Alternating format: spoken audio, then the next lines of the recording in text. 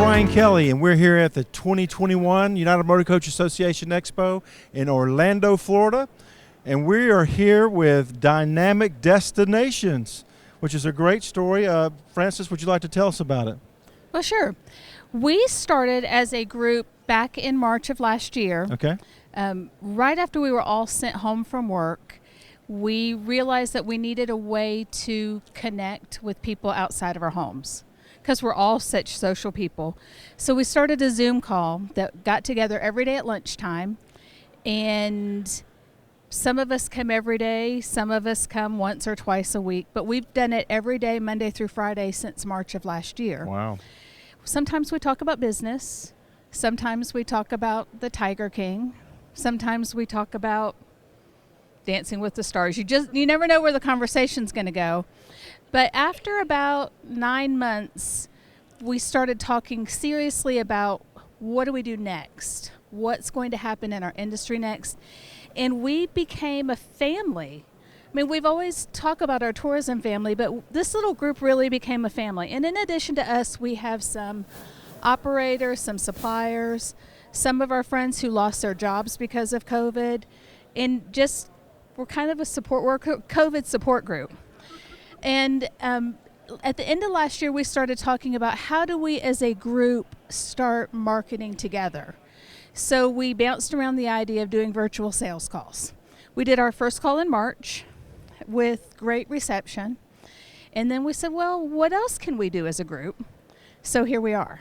We partnered. None of us normally we don't come to UMA, but this was an opportunity for us to do something new, get on the road again, see people face to face.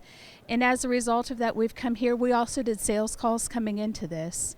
So it's been a really interesting week. And you have a diverse group. I mean, you're from all over the country. I see we've got Texas and Wisconsin, Oklahoma, Maryland, South Carolina, and Tennessee. How's that working out together? It's really good, actually. Yeah. The funny thing is it makes no sense at all. But we're not competitors.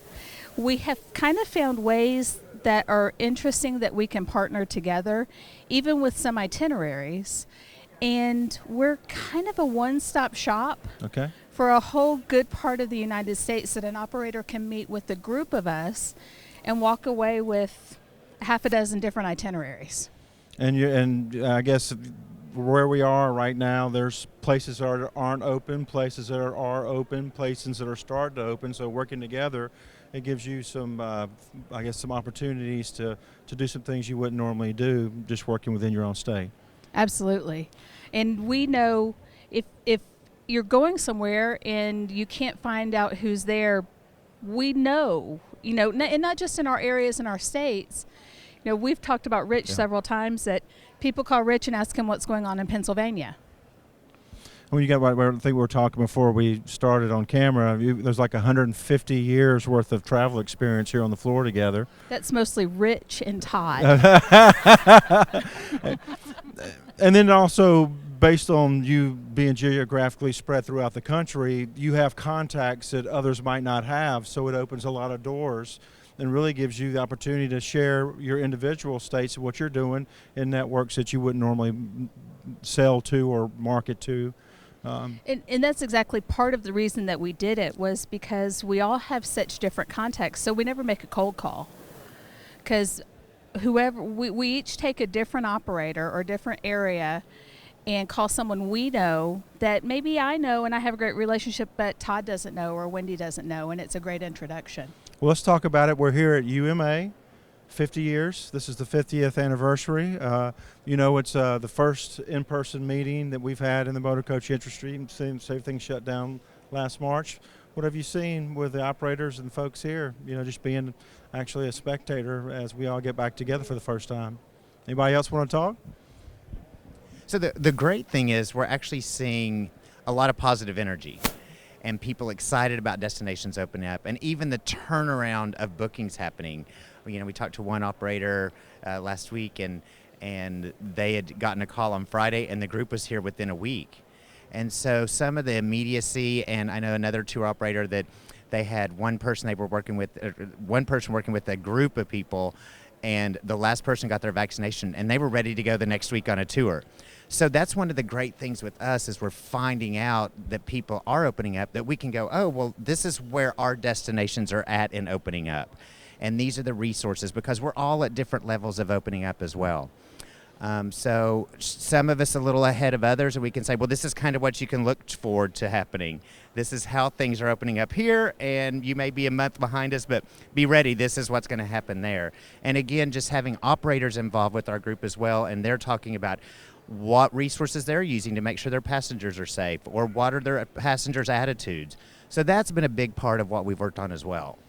And I think spring is happening. We're starting to see travel. People are very interested. People are out touring right now. I think we were talking with the folks here, the bus rates, they're seeing lead generation right now. And I think people are starting to see, as vaccinations increase, that and everybody's set on their money and let the stock market grow for a year, that everybody's ready to get back out and travel, and they have disposable income to get out and see America again. Definitely, yeah. And even to the point of, we visited with a few international receptive operators, and at the levels they're working at, we talked to a company that she had already projected the request for RFPs was at the same level for 2022 as what they fulfilled in 2019. Wow. So we're hearing some of these things that think recovery's not going to be till 2023 or 2024. Well, there's some indications that maybe as early as next year, some of these operators will start seeing some of those 2019 numbers again.